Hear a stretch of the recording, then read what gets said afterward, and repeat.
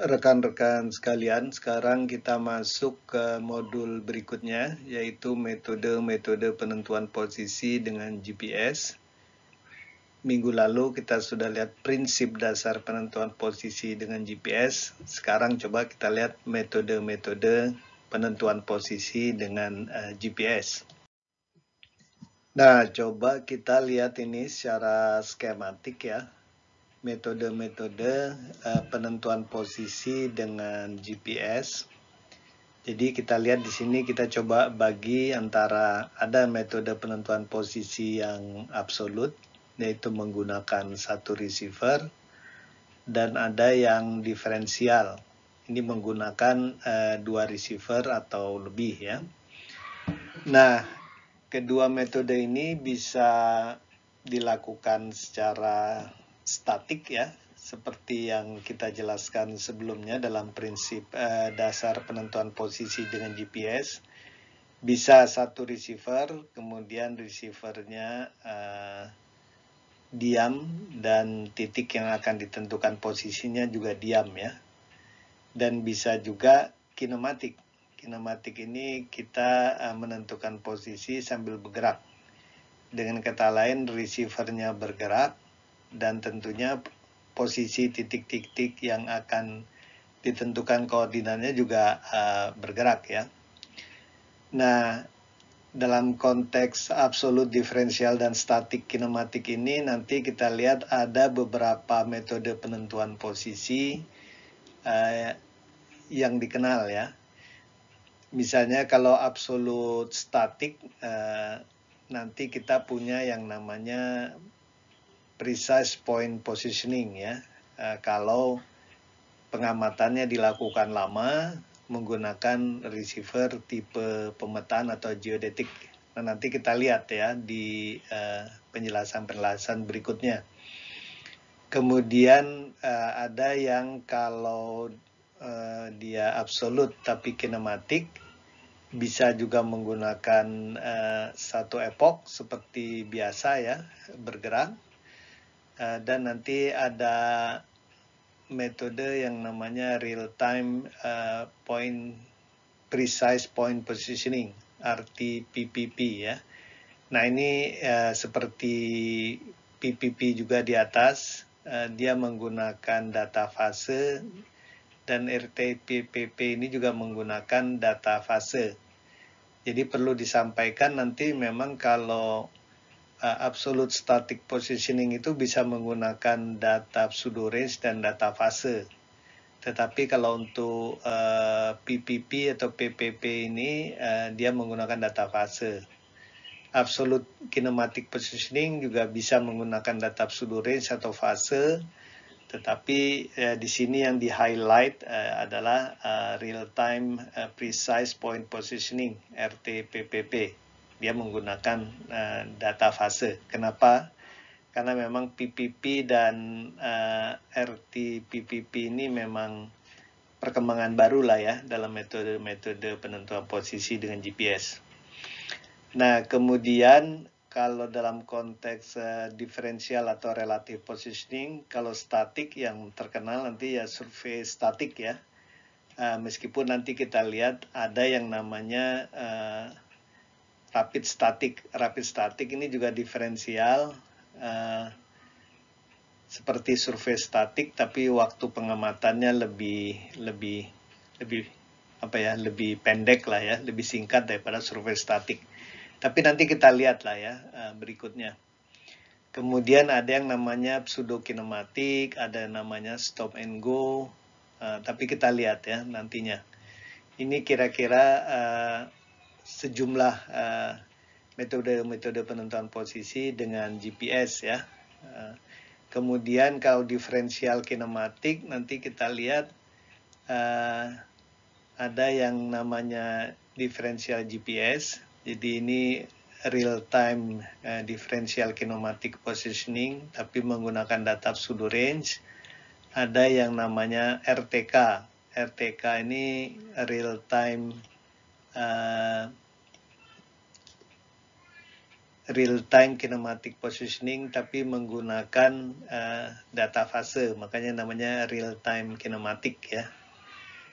Nanti kita lihat lebih mendalamnya lah ya di slide-slide berikutnya. Nah, ini cara menggambarkan sedikit berbeda tentang jenis-jenis metode penentuan posisi dengan GPS. Kalau kita lihat di sini, metode penentuan posisi dibedakan terhadap dua aplikasi, yaitu surveying dan navigasi. Jadi biasanya kalau kita mengatakan surveying, biasanya kita mengacu ke akuisisi data atau ingin memperoleh informasi posisi yang relatif teliti, tapi tidak perlu real time ya. Jadi bisa menunggu, post processing pun bisa. Nah, kalau kita mendengar istilah navigation, biasanya yang langsung teringat di kita adalah kita ingin informasi posisi yang sifatnya real time ya, saat itu juga. Dan biasanya tidak memerlukan ketelitian yang teliti. Biasanya dalam level desi maupun meter cukup. Meskipun saat ini aplikasi-aplikasi tertentu memang ada yang memerlukan ketelitian posisi dalam level sentimeter tapi real time. Dan kedua-duanya nanti kita lihat di sini bisa dilakukan secara absolut maupun diferensial ya, absolut maupun diferensial. Nah, yang perlu dicatat mungkin di sini kita lihat ada yang namanya real time precise point positioning. Nah, ini memang metode baru. Jadi untuk melayani aplikasi-aplikasi yang memerlukan informasi posisi secara real time seketika absolut, tetapi perlu ketelitian yang relatif agak tinggi yaitu level sentimeter ya. Dan di sini ada juga metode precise point positioning untuk keperluan surveying. Nah, di sini memang hanya menggunakan satu receiver ya, tetapi ingin mendapatkan ketelitian yang relatif tinggi lah ya. Tentunya data pengamatannya nanti menggunakan data fase ya, baik PPP di sini maupun RTPP di sini ya. Tapi nanti kita lihatlah kedua metode ini nanti kita bahas lebih mendetail di ujung ya, di ujung daripada modul ini. Jadi mungkin di pertemuan berikutnya. Dan nanti kita lihat kalau untuk surveying, meskipun biasanya surveying cukup dengan post processing karena posisi tidak diperlukan langsung pada saat survei dilakukan, tapi bisa juga nanti ada survei pemetaan yang informasi posisinya bisa didapatkan secara real time lah ya. Dan itu ada sistem penentuan posisi yang bisa melayaninya, yaitu yang namanya real time kinematic positioning. Nanti kita lihat ya secara detail RTK ini apa. Jadi RTK ini semacam apa nih, overlapping. Jadi dia real time kinematic positioning berarti bisa masuk juga ke jalur navigasi dia ya. Jadi kalau navigasi yang memerlukan ketelitian tinggi bisa menggunakan metode RTK, bisa menggunakan metode real time precise point positioning. Dan nanti juga ada sistem differential GPS di GPS yang ketelitiannya sedikit lebih rendah daripada RTK. Jadi kalau RTK ini level beberapa senti, kalau di GPS ini mungkin sekitar kalau saat ini 1 meter atau lebih baik lah ya. Jadi ini level desimeter lah. Kalau absolut kan level meter di sini ya. Nah, nanti kita bahas tersendiri ya di sini. Nah, kemudian ada beberapa metode surveying yang sifatnya post-processing. Ada yang namanya static surveying, ya, stop and go surveying, ada pseudo kinematic surveying, ada static singkat ya, rapid static ya, dan ada yang kinematic surveying ya. Nanti kita lihatlah lebih mendetail di slide-slide berikutnya ya. Nah, ini spektrum ketelitian posisi dari GPS. Jadi seperti saya sudah jelaskan ya di pertemuan sebelumnya. Jadi spektrum ketelitian posisi yang bisa diberikan oleh GPS itu cukup rentangnya itu cukup lebar ya. Dari yang sifatnya sangat teliti yaitu milimeter. Ini biasanya static surveying diferensial sampai yang biasa-biasa saja lah ya. Ini yang ada yang namanya absolute positioning, point positioning dengan menggunakan data kode untuk civilian. Nah, itu bisa sampai beberapa meter. Nah, seperti sudah kita bicarakan sebelumnya ya di minggu yang lalu, absolute positioning dengan pseudo range ini sebenarnya adalah prinsip dasar penentuan posisi dengan GPS ya. Nah, nanti kita lihat ini yang ada yang perkembangan baru, yang precise point positioning dan real-time precise point positioning. Nah, ini ketelitiannya memang di level beberapa sentimeter ya. Tapi ini nanti kita bicarakan lagi lah ya di modul-modul atau di slide-slide berikutnya nanti. Kalau terkait dengan PPP dan RT-PPP ini kita bisa lihat nanti di slide terakhir dari metode-metode penentuan posisi dengan GPS. Tapi intinya seperti saya sudah sampaikan sebelumnya, karena GPS ini bisa memberikan spektrum ketelitian posisi yang luas, maka bidang aplikasinya pun ini luas sekali ya. Jadi kalau misalnya kalau yang mili ini biasanya untuk keperluan yang misalnya survei-survei geodetik tingkat tinggi, bisa juga untuk survei-survei tektonik geodinamik ya, atau survei pemantauan deformasi, bisa bendungan dan segala macam. Kalau yang level-level senti ini mungkin survei-survei untuk keperluan agraria ya, penetapan batas dan seterusnya, mungkin level beberapa senti sudah cukup ya. Kemudian kalau level-level meter ya ini banyak sekali ya, untuk keperluan navigasi, kemudian keperluan survei rekonesans ya, lingkungan hidup, kehutanan dan seterusnya ya. Mungkin perlu juga desi sampai meter ya. Jadi dengan kata lain banyak bidang yang bisa dilayani dengan GPS lah itu ya, karena spektrum ketelitiannya juga lumayan luas ya, dari mili sampai meter. Nah, ini kalau kita review sedikit, ini adalah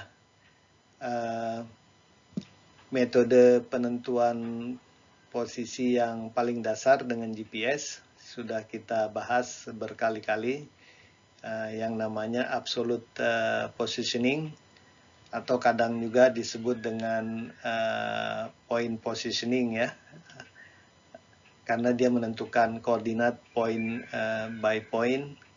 Dan seperti kita sudah sampaikan, bisa statik, bisa kinematik ya. Dan juga nanti kita lihat biasanya menggunakan data pseudo range. Meskipun saat ini dengan berkembangnya metode precise point positioning ya, umumnya penentuan posisi menggunakan data fase, meskipun nanti juga data pseudo range digunakan ya. Jadi ini sudah kita bicarakan sebelumnya, jadi kita bisa lihat berikutnya adalah ini juga sudah kita singgung sebelumnya secara singkat. Jadi di samping absolute positioning, kita juga mengenal yang namanya differential positioning ya. Jadi differential positioning ini disebut juga relative positioning. Nah, biasanya differential positioning atau relative positioning, koordinat pengamat itu ditentukan terhadap koordinat absolut stasiun referensi yang sudah diketahui sebelumnya di dalam sistem WGS 84 kalau dalam kasus GPS ya, atau dalam datum-datum lainnya, datum-datum mereka dalam kasus satelit GNSS lainnya. Jadi mau tidak mau nanti kita ya memerlukan dua receiver lah di sini ya. Yang satu ditaruh di pengamat, yang satu tentunya ditaruh di stasiun yang telah diketahui koordinatnya ya. Kalau dalam kasus kinematic positioning nanti juga sama, jadi posisi titik-titik yang bergerak atau objek-objek bergerak dalam hal ini misal pesawat ditentukan relatif terhadap satu stasiun referensi titik tetap yang telah diketahui koordinat sebelumnya di dalam sistem WGS 84 ya. Dan nanti tentunya untuk keperluan static positioning atau surveying nanti kita bisa menggunakan lebih dari satu stasiun referensi ya ininya. Dan nanti kita lihat kenapa differential positioning ini menarik, karena nanti kita lihat konsep dasar dari pemanfaatan differential positioning ini adalah ada sejumlah kesalahan dan bias yang mempengaruhi data pengamatan GPS, baik itu pseudo range maupun fase. Begitu kita diferensialkan, kita kurangkan, itu tanpa kita melakukan modeling apapun, itu ada kesalahan dan bias yang bisa langsung hilang, dan ada yang tereduksi secara besar ya, lumayan ya. Sehingga nantinya penentuan posisi menggunakan data yang sudah dikurangkan tersebut akan menghasilkan posisi relatif yang relatif teliti lah ya dibandingkan absolute positioning. Nanti kita lihat lebih lanjut ya.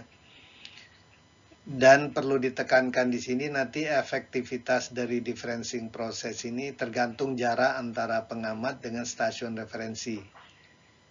Jadi kalau dalam kasus GPS semakin dekat pengamat dengan stasiun referensi atau titik tetap itu semakin bagus sebenarnya ya. Karena kesalahan dan bias yang mempengaruhi pengamatan jarak ke satelit dari pengamat dan stasiun referensi itu semakin mirip ya, sehingga kalau dikurangkan itu yang sisanya semakin sedikit lah ya. Jadi umumnya semakin pendek itu semakin efektif dan sebaliknya ya. Jadi memang kalau dalam survei dengan survei pemetaan dengan GPS kita biasanya jarak titik pengamat dengan titik tetap kalau bisa ya jangan terlalu jauh lah ya, masih dalam orde puluhan kilometer atau beberapa kilometer sampai 10-20 kilo ya. Kecuali kalau kita bisa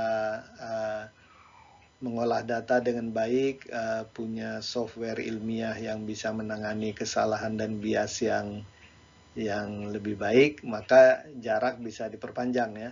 Tetapi kalau untuk keperluan survei pemetaan, biasa rule of thumb-nya kalau kita bisa perpendek jarak, maka kita perpendek ya. Meskipun nanti ada trade-off-nya lah ya, dengan biaya survei, waktu survei, dan seterusnya. Dan biasa differential positioning ini ada yang bisa statik ya, maupun kinematik, seperti kita sudah sampaikan sebelumnya. Data yang digunakan bisa data pseudo range, bisa fase, atau bisa pseudo range yang sudah dihaluskan dengan fase ya, istilahnya phase smoothed pseudo range. Tapi biasanya kita gunakan untuk processingnya ya semua data, tapi nanti kemudian untuk penentuan posisinya setelah cycle ambiguity-nya resolve itu pakai data fase ya. Dan nanti kita lihat ketelitian posisi yang diperoleh ini bervariasi ya, dari tingkat menengah sampai tinggi lah. Maksudnya dari level sentimeter sampai desimeter itu oke lah ya. Jadi ini yang menarik juga dengan differential positioning saat ini. Dan aplikasi utamanya ya bisa survei pemetaan, survei geodesi maupun navigasi berketelitian tinggi ya. Nah, di sini coba kita lihat secara ilustrasi lah ya, contoh bagaimana proses differencing bisa mengeliminir atau mereduksi beberapa kesalahan dan bias dalam data GPS. Nah, di sini kita lihat ada kasus dua pengamat mengamati dua satelit. Nah, coba kita lihat satelit yang pertama. Ini ya, satelit pertama dengan pengamat pertama. Kesalahan apa saja yang ada di dalam data pengamatan ini? Kita lihat yang jelas dia ada kesalahan orbit ya. Kesalahan orbit, ini katakanlah kita ambil misalnya 10 meter. Jadi harap dicatat angka-angka yang tertulis di sini ini sekedar ilustrasi contoh ya, bukan kesalahan dan bias yang real ya, yang sebenarnya. Jadi ada kesalahan orbit, kemudian ada kesalahan jam satelit, tentunya kemudian sinyal dia akan melalui ionosfer, pasti ada kesalahan ionosfer di sini. Kemudian dia melalui lapisan troposfer sebelum sampai ke receiver, nanti akan ada kesalahan atau bias troposfer. Nah, kemudian ada kesalahan jam receiver, katakanlah misalnya 300 meter saja ya. Nah, kemudian kalau katakanlah dia diamati oleh receiver satunya lagi, katakanlah misalnya jaraknya beberapa kilo atau 10 kilo dari receiver pertama, maka dia akan melalui tetap lapisan ionosfer juga. Karena lapisan ionosfer yang dilalui berbeda, mungkin kesalahannya di sini kita kasih saja 49 meter. Kemudian dia melalui troposfer, ya taruh saja kesalahannya bukan lagi 5 meter tapi 4,2 meter ya. Kesalahan jam receiver karena mungkin receivernya berbeda ya, kita katakan saja kita bedakan misalnya 350 meter. Dan di sini kesalahan jam satelit juga ya karena menggunakan satelit yang sama ya, ini sama ya. Dan begitu juga nanti kita lihat untuk contoh kalau bisa kedua receiver mengamati satelit yang lainnya. Nah, sekarang coba kita lihat kalau kita kurangkan. Kalau katakanlah coba kalau misalnya kita kurangkan pengamatan dari dua pengamat ini ke satelit yang pertama lah ya. Coba kita lihat di sini kesalahan orbit 10 meter. Berarti di jarak yang di sini dan jarak yang di sini kesalahan orbit itu 10 meter sama dua-duanya. Jadi kalau kita kurangkan ya kesalahan orbitnya tereliminir ya. Kemudian kesalahan jam satelit juga sama, di sini 30 meter, di sini 30 meter ya. Kalau dikurangkan dia akan hilang ya. Kalau bias ionosfer di sini 50, di sini 49 ya kita kurangkan sisanya 1 meter ya. Jadi dari 50 dan 49 drop ke 1 meter. Begitu juga bias troposfer dan ya bias troposfer di sini 5 meter, di sini 4,2, otomatis dia akan tereduksi. Kalau kesalahan jam receiver di sini 300, di sini 350, kita kurangkan sisa 50 meter ya. Itu kita mengurangkan istilahnya antar pengamat. Jadi dua pengamat ke satu satelit.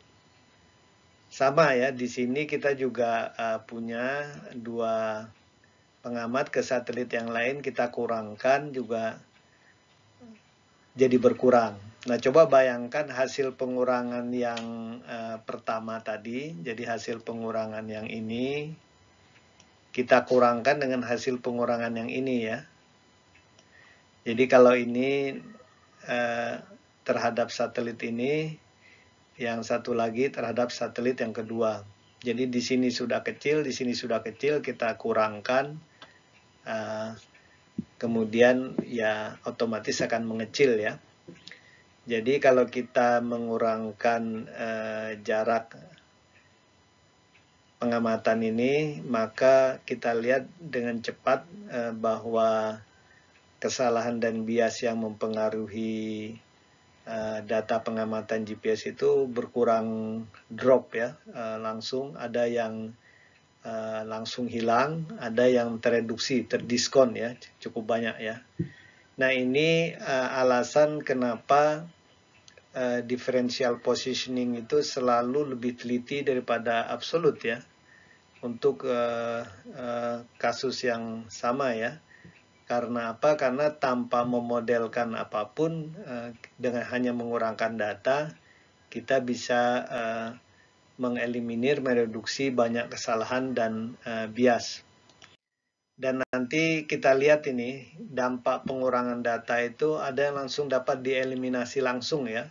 Jadi kesalahan jam satelit dan jam receiver itu bisa langsung 100% kita hilangkan.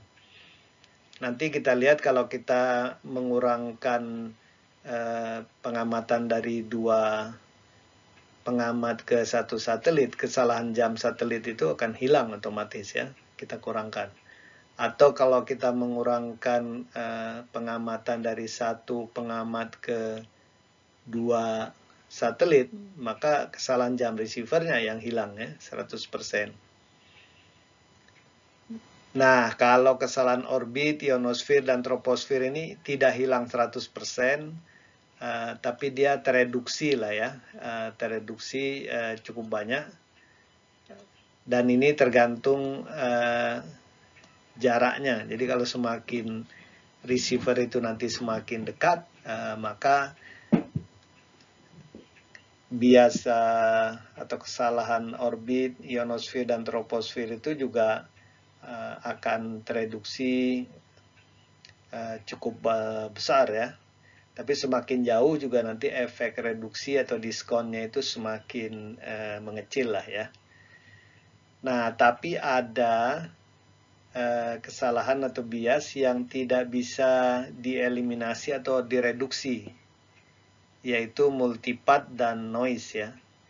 Karena apa? Karena contohnya multipath. Multipath ini tidak selalu terjadi di setiap stasiun pengamat ya kan. Bisa saja di pengamat 1 tidak ada, di pengamat 2 ada, dikurangkan ya hanya berbeda tanda atau sama harganya. Atau kalau yang 1 plus 1 minus bahkan dikurangkan semakin besar ya. Noise juga kalau kita lihat kan kalau dikurangkan bukannya berkurang ya, tapi dia meningkat ya. Jadi efektivitas dari differencing proses ini yang perlu dicatat tergantung jarak antara pengamat dengan titik satunya lagi ya, pengamat yang lainnya lagi. Semakin pendek ya semakin baik, semakin jauh ya nanti efek pereduksian kesalahan dan biasnya semakin berkurang lah persentase yang bisa direduksi ya. Tapi kalau yang tereliminasi ya dia tidak tergantung jarak kan ya, tetap 100% hilang. Nah, kalau untuk aplikasi yang berketelitian tinggi, sisa kesalahan yang misalnya di sini orbit, ionosfer, troposfer kan ini masih, meskipun sudah di differencing kan masih ada kesalahannya ya. Nah, kalau kita ingin ketelitian lebih tinggi lagi, biasanya yang residual ini dimodelkan kembali ya, atau bahkan diestimasi di dalam hitung perataannya, sehingga kita dapat hasil yang lebih baik lah, lebih teliti. Nah, nanti kita lihat jenis-jenis pengurangan data di dalam GPS maupun GNSS yang lainnya. Ada 3 moda pengurangan. Jadi ada yang namanya antar satelit. Jadi kita mengurangkan data dari satu pengamat ke dua satelit pada epoch yang sama, tapi satelitnya berbeda. Kemudian ada yang namanya antar epoch, jadi satu receiver, satu satelit, tapi kita mengamati satelit pada epoch yang berbeda, tapi satelitnya sama ya, kita kurangkan, nah itu antar epoch. Dan kemudian ada yang kita mengamati dari dua receiver, kemudian kita mengamati satu satelit, nah itu dinamakan antar receiver atau antar pengamat ya. Jadi ini 3 moda dasar pengurangan data. Meskipun nanti kita lihat kita bisa setelah kita ngurangkan misalnya antar receiver, kemudian kita kurangkan lagi kedua antar receiver terhadap satelit yang berbeda gitu ya. Bisa saja nanti kita kurangkan antar receiver, kemudian kita kurangkan antar satelit. Jadi kombinasinya ada beberapa. Tapi nanti ini kita lihat lebih mendalam di minggu depan ya, tentang cara-cara kita melakukan differencing dan kombinasi data ya. Nah ini contoh bagaimana hanya dengan mendiferensialkan saja kita bisa mendapatkan ketelitian lebih baik ya. Ini contoh yang kita sudah lihat sebelumnya ini ya. Ini absolute positioning.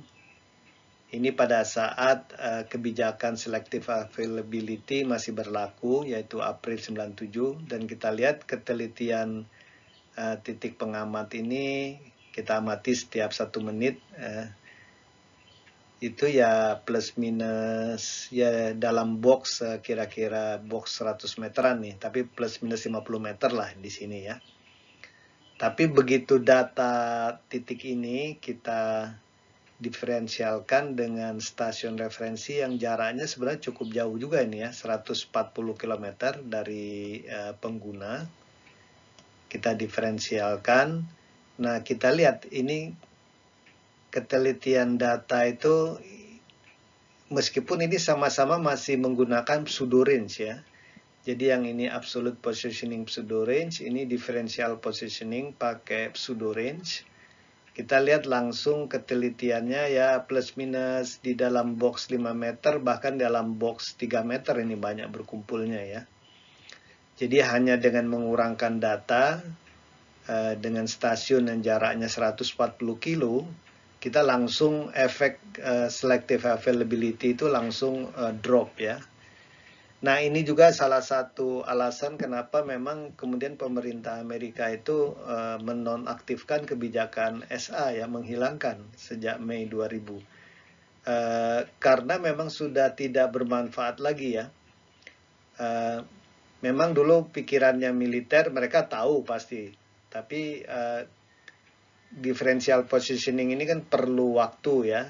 Jadi perlu di setup differential station, kemudian kedua data digabungkan dan kemudian diolah. Nah, bagi militer ini nggak masalah. Jadi maksudnya orang yang melakukan differential positioning dapat ketelitian seperti absolute positioningnya militer, precise point positioning pakai Picot ini perlu waktu lah ya. Tapi dengan perkembangan teknologi komunikasi data kan orang sekarang bisa cepat sekali mengirimkan data secara real time. Differential positioning real time itu di GPS bisa dilakukan cepat, sehingga memang kebijakan SA itu tidak efektif lagi. Oleh sebab itu makanya dihilangkan ya. Ini contoh saja bahwa dengan mendiferensialkan data saja tanpa memodelkan apa-apa kita bisa meningkatkan ketelitian dengan baik ya. Nah, kemudian metode berikutnya ada yang namanya sistem DGPS. Jadi DGPS ini diferensial GPS, tapi dia kalau disebut DGPS ini akronim dia ya. Jadi biasanya ini akronim untuk penentuan posisi real time secara diferensial menggunakan data pseudo range. ya. Jadi ini umumnya untuk menentukan posisi objek-objek yang bergerak, misalnya kapal, survei di laut dan segala macam, yang perlu ketelitian ya 1-3 meter dia sudah cukup ya. Nah itu menggunakan sistem di GPS. Nah biasanya untuk merealisasikan ini, jadi di kapal itu ada yang mengamati satelit biasa ya, pakai receiver tipe navigasi maupun pemetaan gitu ya, dan dia menerima koreksi dari stasiun monitor. Sebenarnya ini bentuk lain dari differential positioning menggunakan data pseudo range ya, tetapi si kapal ini tidak perlu men-set up stasiun referensinya sendiri. Jadi biasa sistem di GPS ini sistem pelayanan, jadi sudah ada katakanlah perusahaan yang menyiapkan stasiun-stasiun monitor station di suatu daerah tertentu. Dia mengamati satelit GPS dan kemudian dia bisa mengirimkan koreksi ya, koreksi pseudo range ke pelanggannya, ke usernya, dan kemudian user ini mengaplikasikan koreksi pseudo range secara real time, dan dia nanti akan mendapatkan ketelitian seperti dia mengadakan differential positioning menggunakan 2 receiver ya, dan nanti ketelitian 1-3 meter. Sebenarnya bisa juga sih yang dikoreksikan koordinatnya ya, tetapi biasanya ini tidak umum koreksi koordinat ya, meskipun secara teoritis ya bisa ya.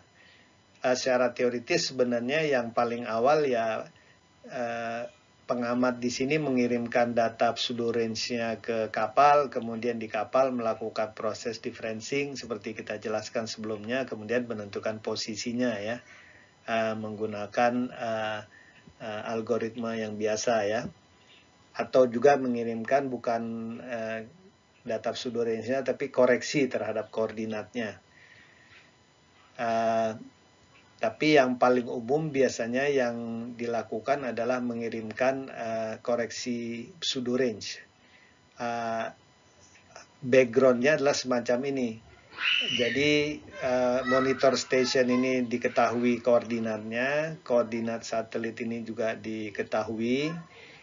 Dia bisa mengetahui jarak yang sebenarnya seharusnya. Kemudian dia mengamati jarak, kan pasti ada selisihnya. Ada selisih antara jarak yang sebenarnya dengan jarak yang diamati. Nah, selisihnya itu dianggap koreksi karena efek kesalahan bias dan kesalahan yang mempengaruhi data pengamatan. Nah, kalau jarak antara kapal dan monitor station ini tidak terlalu jauh, diasumsikan bahwa bias dan kesalahan yang teramati di monitor station ini akan sama dengan bias dan kesalahan yang ada di jarak yang diamati dari kapal, misalnya dalam contoh ini. Nah, kemudian diaplikasikan ke sana sehingga kemudian didapatkan posisi yang lebih baik daripada absolute positioning ya. Jadi itu dasar berpikirnya lah ya. Jadi yang umum dikirimkan adalah koreksi pseudo range. Nah, terkait dengan sistem di GPS ini, biasanya dikenal ada yang namanya local area di GPS dan wide area di GPS. Kalau local area di GPS ini seperti yang kita lihat sebelumnya ya. Jadi ada satu stasiun referensi yang mengirimkan koreksi pseudo range ke pengguna ya. Nah, dalam hal ini koreksi untuk setiap satelit itu dalam konteks local area di GPS ini sifatnya skalar. Jadi maksudnya hanya ada satu nilai. Jadi koreksi yang terkait karena kesalahan orbit, kesalahan jam satelit ya, maupun kesalahan ionosfer, troposfer, itu semuanya digabung dalam satu nilai ya, yang nantinya diterapkan oleh pengguna sebagai koreksi untuk data pengamatannya.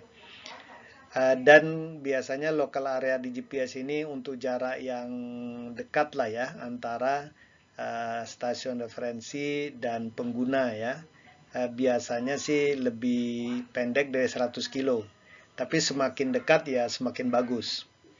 Nah, problem dengan local area di GPS, begitu jarak antara stasiun referensi dengan pengguna itu bertambah jauh, maka validitas dari koreksi pseudorange ini menjadi tidak terlalu efektif lagi ya, karena kesalahan dan bias yang pada data pengamatan yang diamati di stasiun referensi dan pengguna itu menjadi semakin tidak berkorelasi ya, sehingga efektivitas koreksi skalarnya itu menjadi berkurang.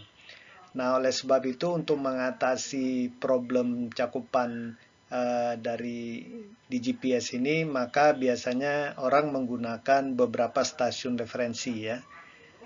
Dan ini sifatnya bisa regional, misalnya dalam contoh gambar di sini sih ya, misalnya diambil untuk benua Amerika ya. Jadi stasiun referensinya itu bisa disebar ke seluruh benua Amerika. Kemudian juga koreksi untuk setiap satelit itu menjadi seperti vektor ya, tidak digabung ke satu nilai.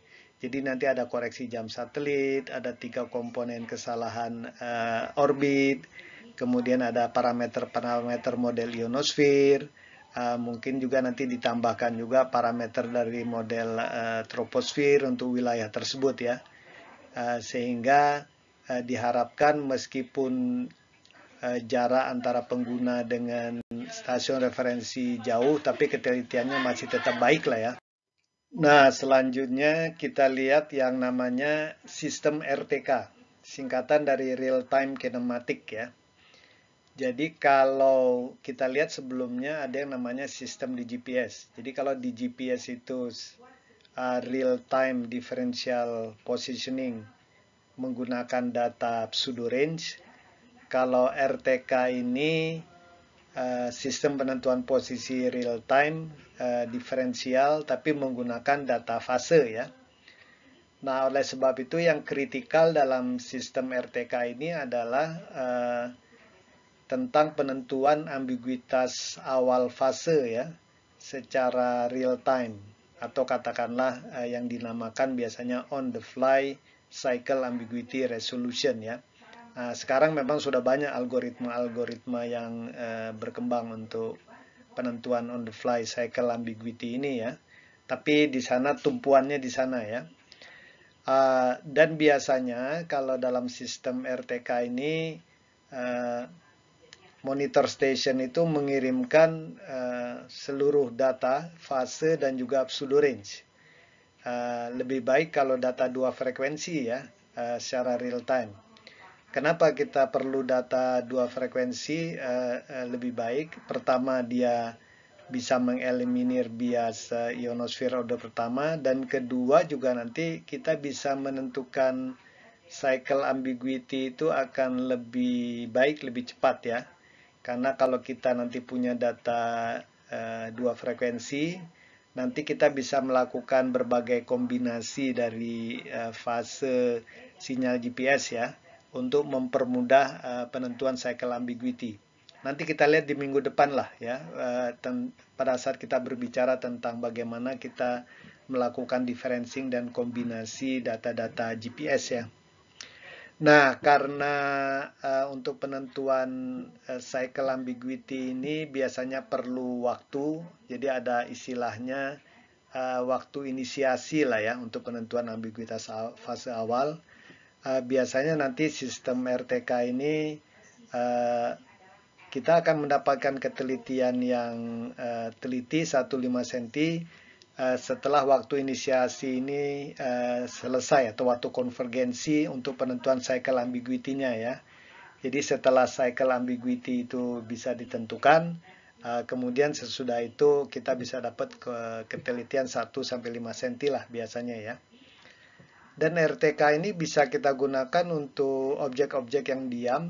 Maksudnya diam ini misalnya kita mengukur batas persil tanah seperti di agraria ya. Kita biasanya mungkin diam dulu di satu titik gitu ya. Inisiasinya selesai, kemudian kita tentukan posisinya, kemudian kita bergerak ke titik-titik lainnya ya. Dengan cycle ambiguity-nya sudah oke ya. Tapi bisa juga kita gunakan untuk yang ya tetap bergerak ya, misalnya kita menggunakan traktor atau menggunakan mobil, kemudian kita memanfaatkan sistem RTK ini ya. Meskipun mungkin kalau kita yang benar-benar nantinya mau bergerak ya mungkin bagus juga kalau berhenti dulu di awal untuk inisiasi. Begitu cycle ambiguity-nya sudah oke, ditentukan baru kita bergerak ya, sehingga ketelitian 1,5 cm itu bisa terjaga lah. Dan aplikasinya ini banyak sekali ya saat ini ya dengan sistem RTK ini, karena dia menyingkat waktu dan seterusnya. Bisa untuk survei-survei infrastruktur, kadaster, survei-survei di kawasan pertambangan, atau mungkin survei-survei yang menuntut navigasi berketelitian tinggi ya, seperti survei seismik 3 dimensi di laut gitu-gitu ya. Jadi banyaklah ini aplikasi dari sistem RTK ini ya. Nah, ini kita lihat ketelitian posisi yang bisa diperoleh dengan sistem RTK. Jadi kalau initial cycle ambiguity-nya sudah bisa ditentukan, waktu inisiasinya sudah lewat, nanti kita lihat sentimeter level akurasi ini bisa kita peroleh ya. Kalau di kondisi awal GPS, misalnya kita menggunakan CA code di L1 dan L1 phase dan juga L2 phase, untuk jarak kira-kira 10 kilo kita bisa dapat sentimeter level akurasi lah ya. Nah, kemudian kalau kita kemudian katakanlah menggunakan data saat ini semuanya misalnya ya, L1, L2, L5, semua code yang ada di L1, L2, dan L5, dan semua carrier phase-nya, maka secara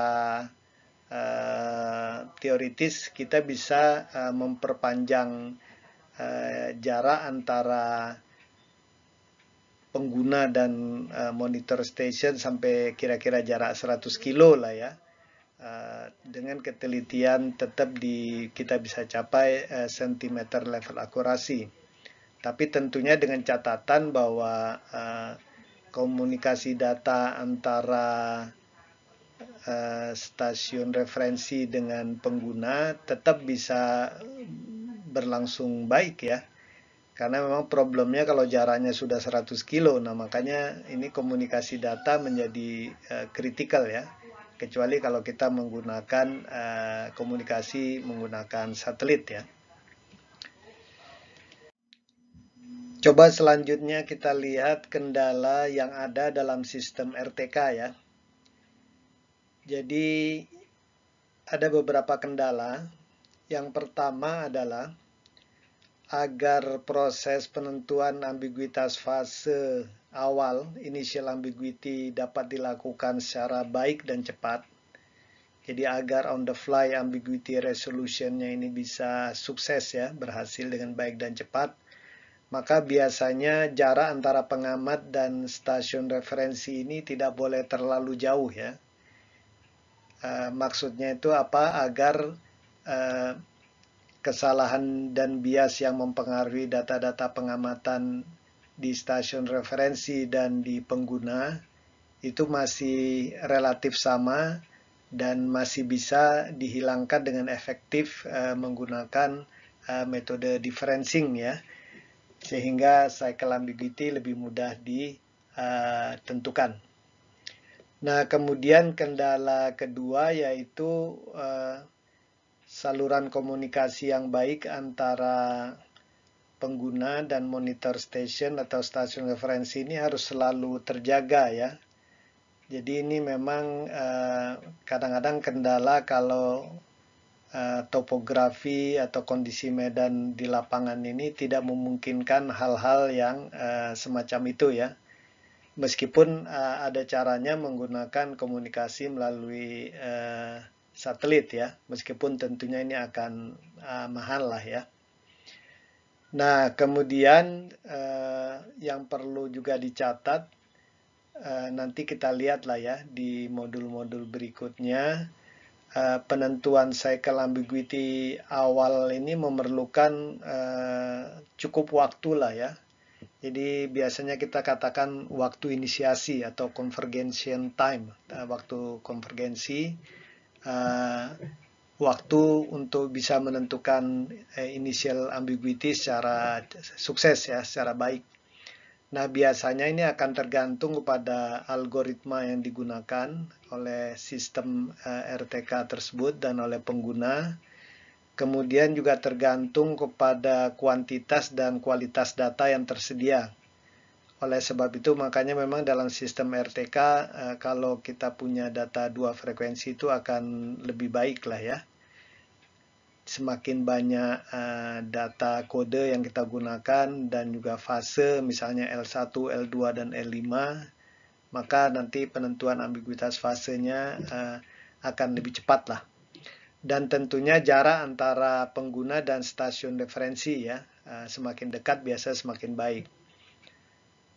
Nah, biasanya waktu inisiasi atau waktu konvergensi ini ya sekitar kisarannya beberapa menit lah ya. Meskipun bisa juga masuk ke 20 menit ya. Kalau memang kondisi-kondisi yang diminta itu misalnya jarak antar stasiun memanjang dan juga datanya juga yang tersedia sedikit mungkin karena banyak obstruksi dan segala macam ya. Dan kemudian sistem RTK ini memang kurang sesuai kalau sering terjadi cycle slip. Karena kalau sering terjadi cycle slip, maka kita akan terus perlu waktu untuk inisiasi kembali ya, penentuan cycle ambiguity. Kalau misalnya terjadi cycle slip, kita inisiasi lagi, dan seterusnya ya. Jadi memang kalau di kawasan perkotaan, banyak gedung tinggi dan segala macam, nah ini mungkin bisa jadi masalah ya. Atau di kawasan perbukitan, hutan, dan seterusnya ya. Nah, tapi nanti kita lihat saat ini sudah dikembangkan sistem RTK network, sistem jaringan RTK, untuk mengatasi terutama kendala cakupan sinyal ya. Jadi jarak antara pengguna dan stasiun referensi itu dengan sistem RTK network ini bisa jauh sekali ya. Kita lihat nanti berikutnya ini bagaimana ya.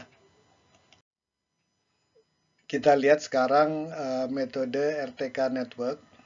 Jadi seperti sudah disampaikan sebelumnya, tujuan utama dari pengadaan sistem RTK network ini adalah untuk memperluas cakupan spasial ya, penggunaan RTK dengan menggunakan sejumlah stasiun referensi.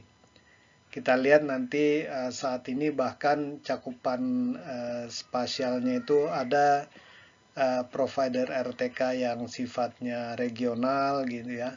Bahkan ada yang sifatnya global ya. Dia menggunakan kalau yang global itu sampai seratusan stasiun referensi. Kalau regional nanti ya mungkin puluhan ya. Jadi memang metode jaringan RTK atau RTK network ini untuk istilahnya menggait semakin banyak pengguna lah ya, untuk bisa memanfaatkan jasa pelayanan mereka. Tentunya ini biasanya tidak gratis ya, berbayar. Oleh sebab itu juga provider daripada sistem RTK network ini juga terus meningkatkan kapabilitasnya ya. Nah, dalam konteks pengguna sebenarnya fungsi jaringan stasiun referensi di dalam sistem RTK network ini bisa dibagi dua lah ya. Ada yang sistem RTK itu yang berdasarkan data-data dari stasiun referensi mereka, mereka menentukan ya kesalahan dan bias di kawasan regional dari pengguna, dan juga menentukan informasi orbit yang lebih teliti, kemudian informasi jam satelit yang lebih teliti. Kalau kesalahan dan bias biasanya yang terkait dengan bias troposfer ya, itu juga koreksinya ditentukan. Kalau untuk bias ionosfer, kalau sistem dan pengguna sudah menggunakan data dua frekuensi, lebih mudah ya, karena bisa mengestimasi dari data pengamatannya bias ionosfer orde pertama ya, dengan sendirinya. Nah, itu fungsi yang pertama ya.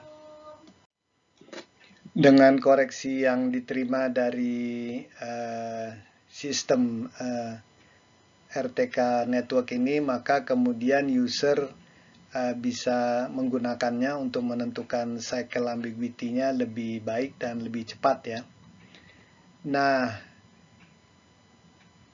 metode yang kedua bisa saja sebenarnya sistem tidak mengirimkan koreksi ya, seperti di alternatif pertama, tapi sistem itu seolah-olah meng-create data pengamatan dari sistem referensi yang sifatnya virtual, yang gridnya paling dekat dengan pengguna ya. Jadi istilahnya itu mendekatkan stasiun referensi ke pengguna, sehingga pengguna menggunakan data fase dan pseudo range dari stasiun referensi virtual tersebut, kemudian bisa melakukan proses perhitungan koordinatnya seperti kasus dalam single reference RTK lah ya. Nah, data pengamatan dari virtual reference system ini memang di-create dari data-data pengamatan dan koreksi-koreksi yang dihitung oleh stasiun-stasiun referensi lainnya ya. Dan yang menggunakan sistem virtual reference system ini, providernya setahu saya adalah Trimble ya saat ini. Nah, nanti kita lihat keandalan dari metode RTK network ini akan tergantung pada jumlah stasiun referensi yang ada di sistem tersebut, kemudian juga kepadatannya bagaimana, dan juga sistem komunikasi datanya, serta algoritma processing yang digunakan ya oleh sistem tersebut. Selanjutnya kita lihat static positioning.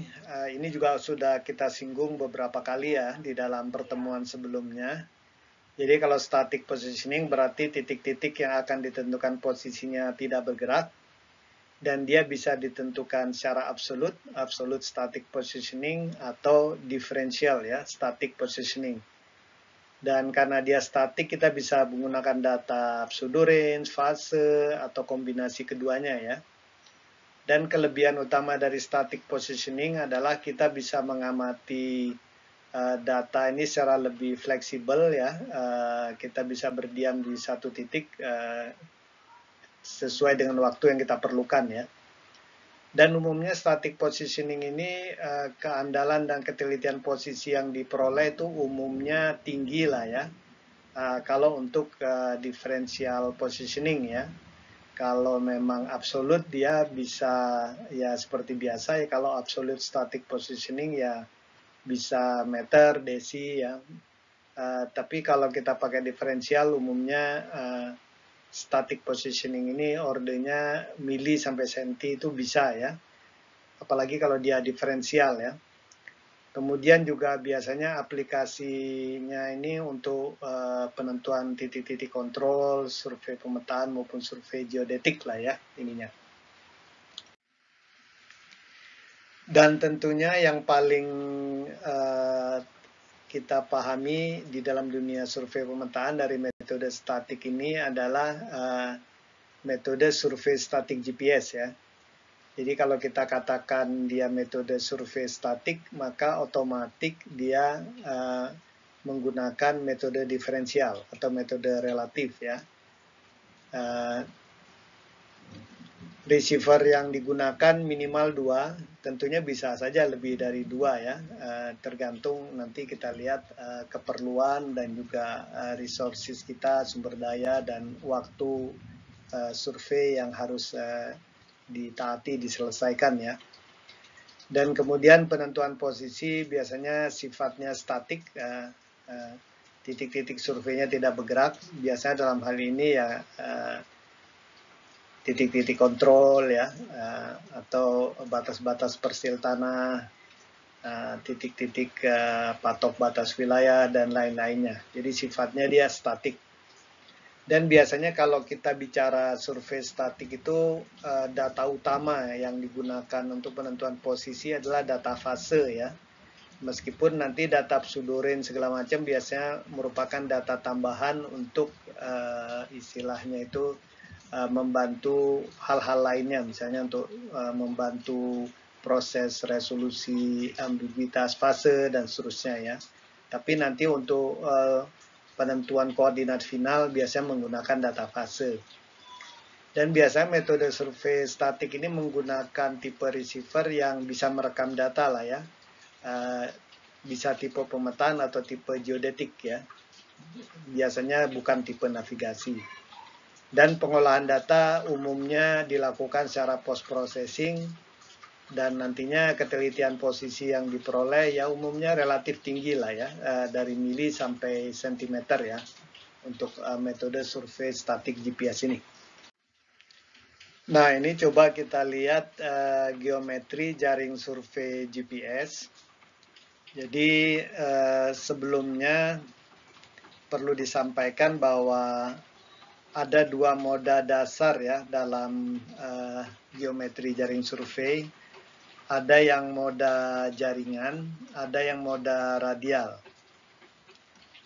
Meskipun begitu, pada setiap moda nanti kita lihat selalu ada titik-titik yang koordinatnya diketahui ya. Jadi ini seperti titik tetap lah ya kita namakan ya. Misalnya dalam kasus moda jaringan ini ada 3 titik tetap, kita lihat di sini. Kemudian kalau di dalam moda radial di sini ada 1 titik tetap ya. Dan kemudian ada titik-titik yang akan ditentukan posisinya ya. Jadi kita lihat di gambar ini yang dengan bulatan-bulatan merah ya. Itu adalah titik-titik yang akan ditentukan posisinya. Nah, biasanya dalam jaring survei GPS yang diamati adalah vektor-vektor baseline ya. Jadi vektor-vektor baseline yaitu delta X, delta Y, dan delta Z ya. Jadi dalam hal ini misalnya di moda jaringan yang kita amati adalah vektor-vektor baseline yang menghubungkan baik titik-titik yang akan ditentukan posisinya maupun antara titik tetap dengan titik yang akan ditentukan posisinya ya. Sedangkan dalam moda radial biasanya vektor baseline yang akan diamati hanyalah vektor-vektor baseline antara titik tetap dengan titik-titik yang akan ditentukan koordinatnya ya. Jadi nanti pemilihan apakah kita akan menggunakan moda jaringan atau moda radial ya, nanti akan tergantung kepada ketelitian titik yang akan kita tentukan itu berapa, kemudian waktu survei yang tersedia dan biaya survei ya. Jadi biasanya kalau moda jaringan ini memang ketelitian titik yang dihasilkan dengan parameter pengamatan yang sama ya, itu akan lebih teliti dibandingkan moda radial. Tetapi memang waktu surveinya kalau moda jaringan ini lebih lama ya. Kemudian juga otomatis nanti biaya survei akan meningkat kalau moda jaringan. Kalau moda radial biasanya dia waktu survei bisa lebih cepat, biaya survei lebih murah ya. Dan ketelitian titiknya ya nanti relatif lebih rendah, tapi mungkin rendah sedikit daripada moda jaringan ya. Jadi nanti tergantung kita lah ya, bagaimana trade off-nya ya, tergantung keperluannya. Jadi fit for purpose saja nanti. Kita menggunakan moda jaringan atau moda radial ya. Nah, selanjutnya di samping statik tentunya ada kinematic positioning ya. Ini pun juga kita sudah singgung beberapa kali. Jadi kinematic positioning ini posisi titik yang akan ditentukan biasanya bergerak lah ya. Jadi bergerak bersama receiver.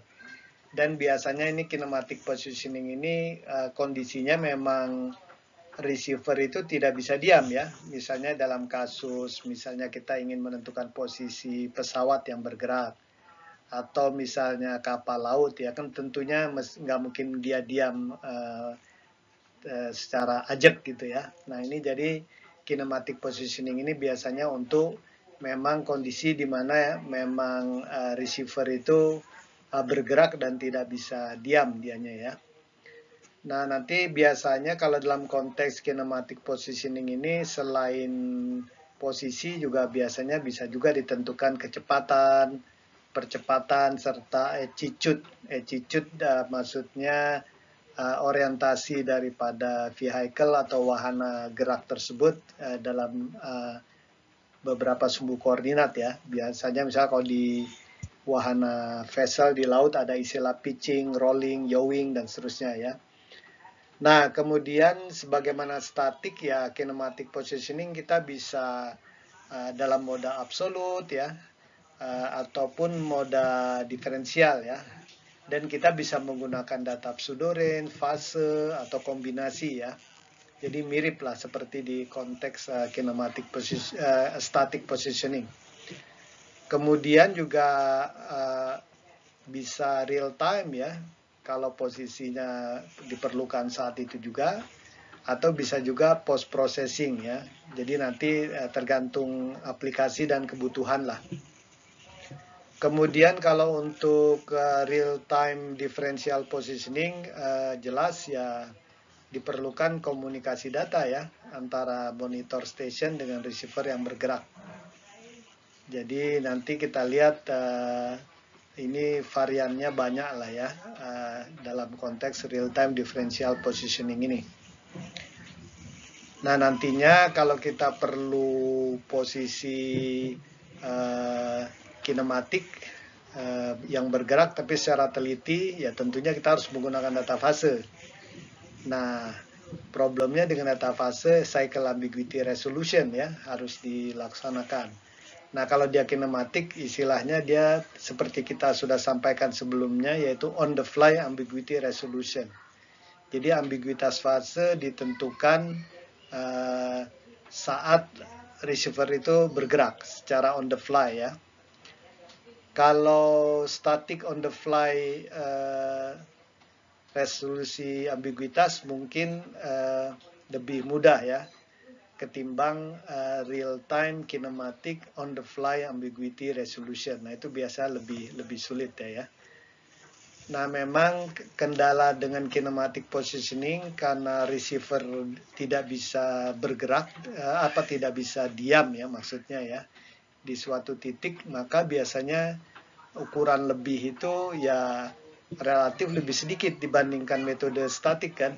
Kalau static positioning kita bisa diam di suatu titik misalnya 10 menit, 15 menit, 1 jam, 2 jam, bahkan bisa sehari, bisa 2 hari, 3 hari untuk mengumpulkan ukuran lebih yang banyak ya. Tapi kalau kinematic positioning sulit ya, misalnya dalam konteks misalnya penentuan posisi pesawat, kapal yang bergerak ya kita tidak mungkin ya diam ya. Jadi yang didapatkan ya memang ya jumlah data ya sesuai dengan jumlah satelit saat itu ya. Nah memang nanti harapan kita kalau kinematic positioning adalah kalau receiver bisa mengamati tidak hanya sinyal GPS tapi juga GLONASS, Beidou, Galileo sekaligus ya. Jadi pada satu epoch jumlah data yang didapatkan itu bisa banyak lah, puluhan ya, dari berbagai sistem GNSS. Dan nanti kita lihat ketelitian posisi ya, biasanya kalau real time kinematic positioning pakai pseudo range ya, levelnya meter ya.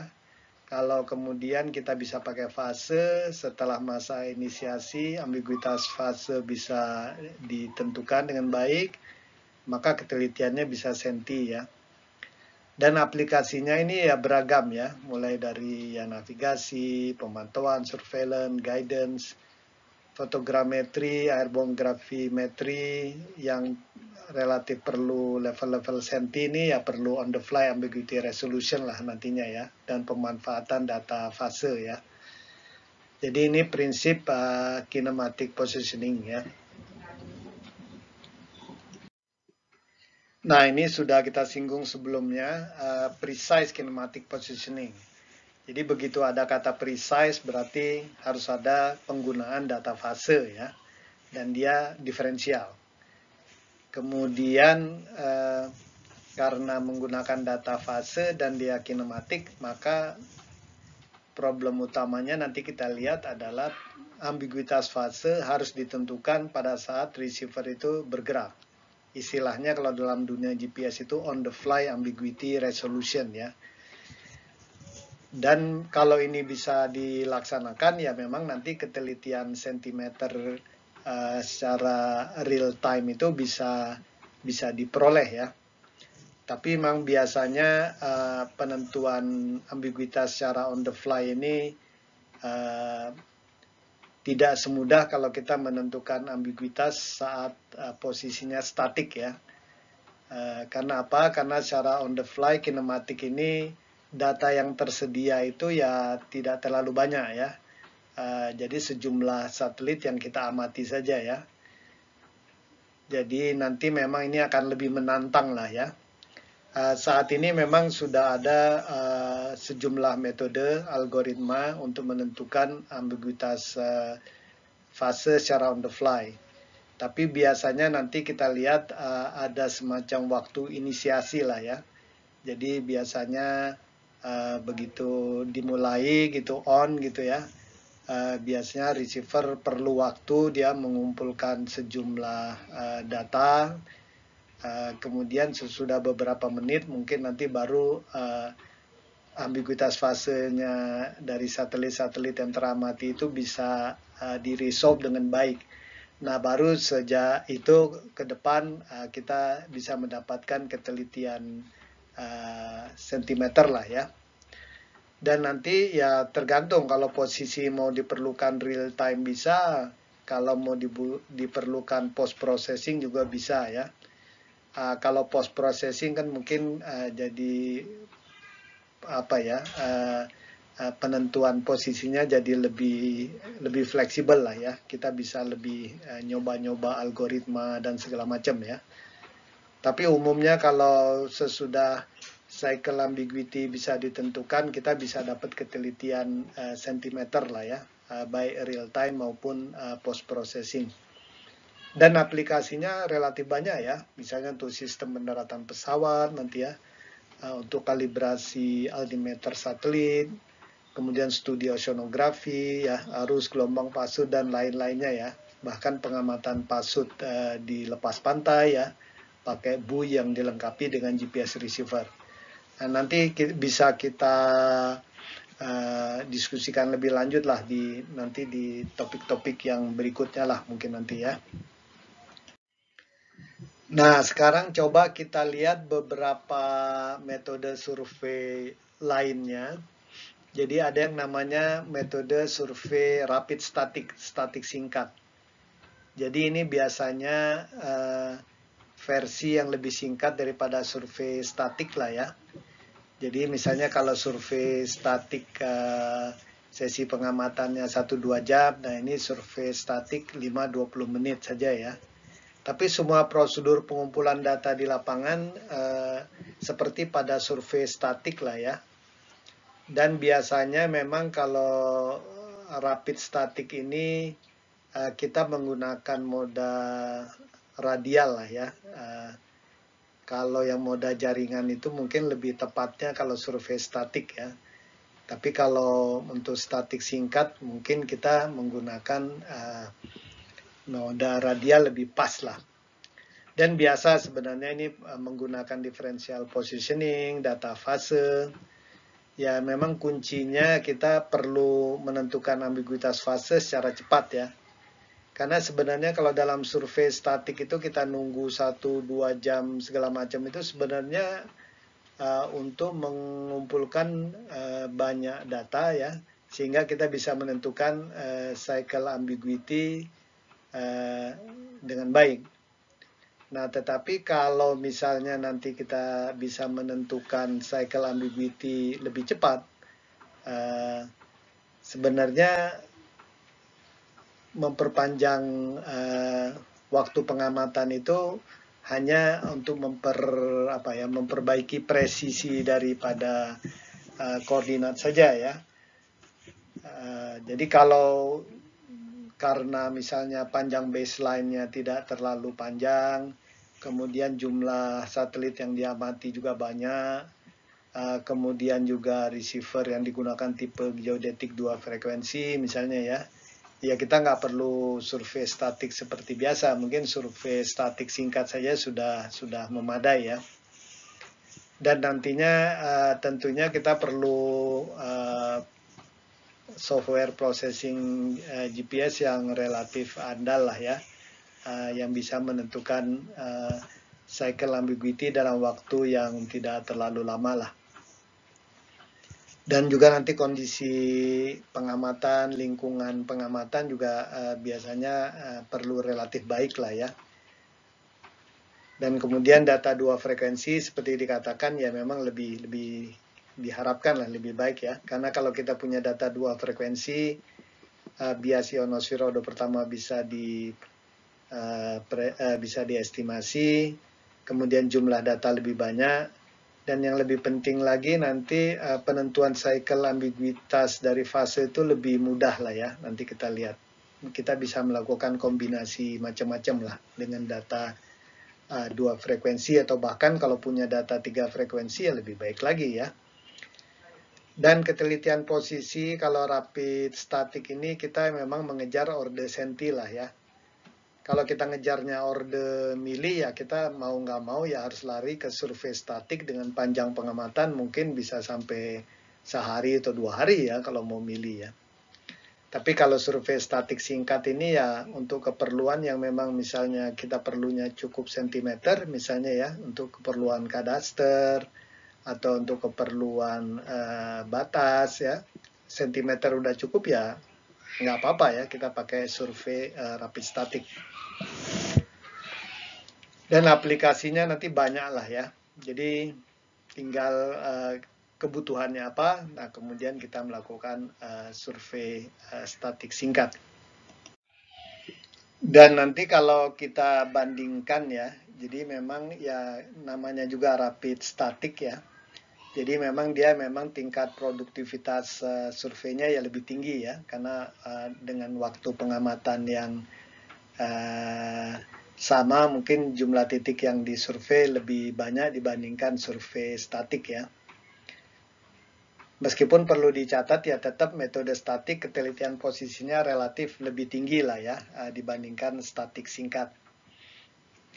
Nah nanti memang metode statik singkat ini perlu GPS receiver serta software processing yang relatif lebih canggih lah ya, lebih modern karena kita memerlukan resolusi ambiguitas fase yang lebih singkat ya.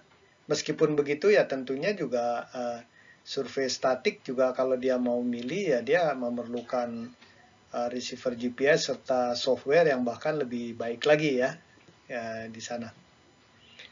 Nah nanti kita lihat memang biasanya sih ya survei statik ini karena datanya lebih pendek ya, dia lebih rentan terhadap efek dari kesalahan dan bias ya. Meskipun nanti ada cara menanganinya lah ya.